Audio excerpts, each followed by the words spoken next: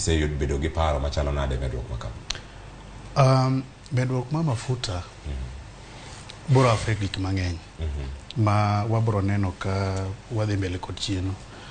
Nekichi mafuta, ni mafuta, there's what we call over reliance kuom mafuta.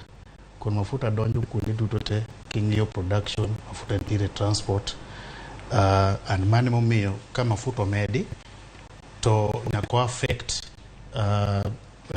different sections mag uchumi wa. Koro in economics wacho ni nitie the macro factors to the micro factors. Ineno kata the macro and the macro. Tieni matindo to kod madongo. Effect matindo kada madongo. Kuwa donje matindo, kwa chagi matindo. Angena wadonje iye, koro malacha iye, kine wadonje iye, kanyo. Nyakoro mokijua mwano Daktari Otieno Panya, jalo nyeweche mag uchumi, wadani waranga ne uchumi ni. Ochamo kama chalo nade Medruok makama nitiere. Wendo machielo mama yango ne chopo e Ramogi TV, chenro mar mbaka oromo, mano ma ukinyi, mano sadek nyaka sabich, watiere kaya kod CPA Evans Ogutu, machiegni, mae hango ni mosi Uganda, kino machiegni mbaka oromo. Erokamano ahinya Kileo.